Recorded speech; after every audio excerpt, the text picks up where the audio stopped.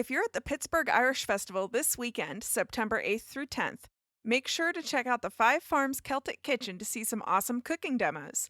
There will be several different bakers and cooks there, including Mary Mack.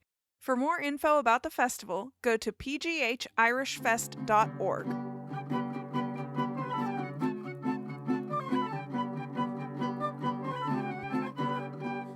Hello and welcome to In the Kitchen with Mary Mack.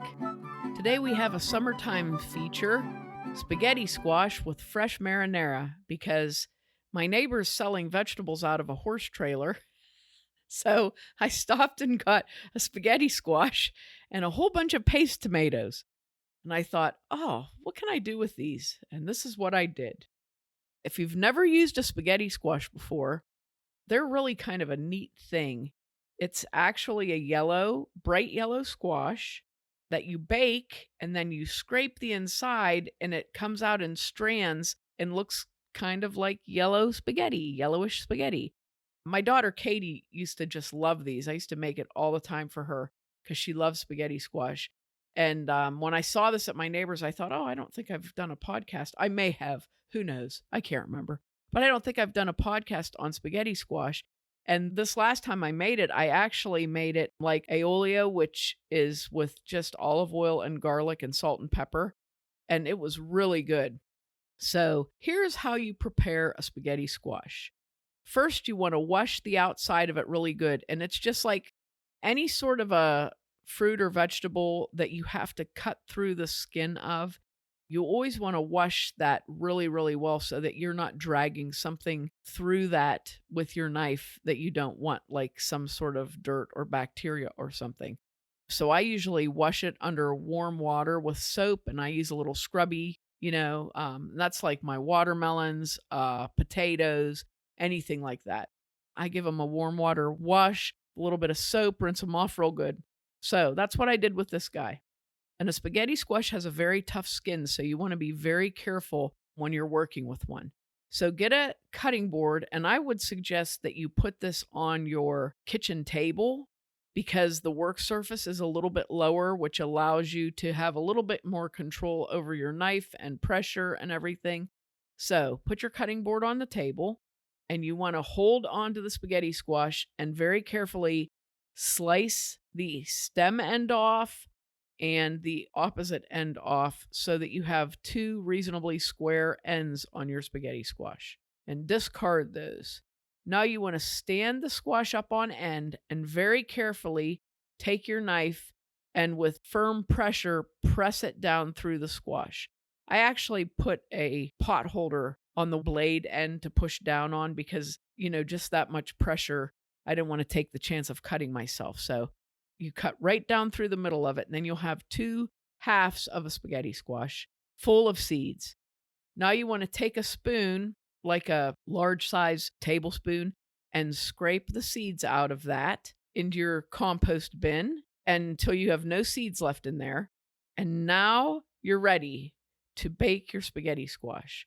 So you want to take a rimmed baking sheet and put parchment paper on it because this will save you so much work, you'll thank me in the end. Take your spaghetti squash and put about a teaspoon of olive oil on each open side of it and rub that in there. Sprinkle with salt and pepper and put those insides down on the baking sheet, okay? Now you want to bake those in your oven at 350 degrees for about 45 to 50 minutes. That's usually just about right. When they're done baking, you want to take those out and let them cool a little bit before you handle them because they are hot. Once they've cooled down a little bit, take a half at a time and hold that over a bowl in one hand while you take a fork in the other hand and scrape those threads out. They come out amazingly easy, but be careful because you don't want to pull it off like a clump. You want to make sure that it stays in threads, and it works pretty well. Just take your time and scrape it down into your bowl. Do both sides of it. Once you have all of your squash strands in the bowl, this is all I did. I took 1 clove of minced garlic and put that in, and I put probably about 2 teaspoons to a tablespoon of olive oil just drizzled over the top. I sprinkled it with salt and pepper, and then I tossed that all around in there. Let it sit for a little while, and I tossed it a few times, and it really took on that flavor. It smelled so good.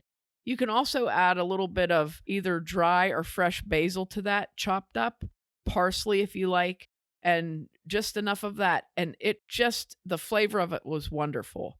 And this is something you can use as a side dish, or if you want to use it as a main dish, you can make our delicious fresh marinara and put on top of it and serve it. And it was so good.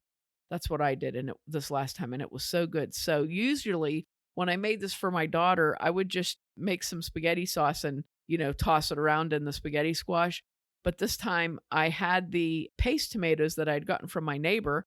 So I cleaned those real well and took out the core and any bad spots. And then I sliced them. I made like 3 long ways slices out of each tomato and try to remove as many seeds as you can. You don't have to if you don't want to, but if you want to remove some of the seeds, throw those into your compost bin and then take those tomatoes and cut those up into cubes about like a 1-inch size cube for each of those slices.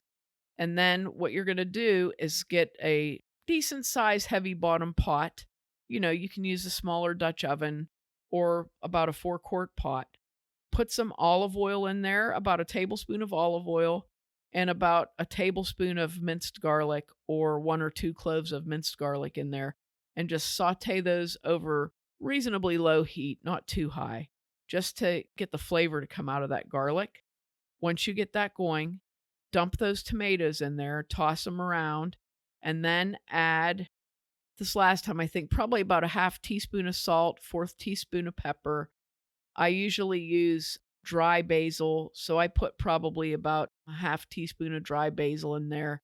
Just cook that until the moisture started coming up out of the tomatoes really good, and it started to bubble just a little bit, which happens pretty quick. So then what you want to do is stir that around and add 2 tablespoons of tomato paste. I buy the Cento tomato paste in a tube, which is the handiest thing ever. And I just put about 2 tablespoons of that in and stirred it into that bubbling tomato water that was coming out of the tomatoes and thickened that up. And once that got going, I just let it simmer for about 30 minutes. And it was just long enough to where the tomatoes were cooked through, but they weren't all collapsed. Some of them were, but it was still really, really chunky. And it was nice and hot, but not cooked down to nothing. You can add more flavors to this if you want to. I've added red pepper flakes to it. You can add fresh basil to it and let that cook in there. You can add granulated garlic, granulated onion, anything like that you want to add in.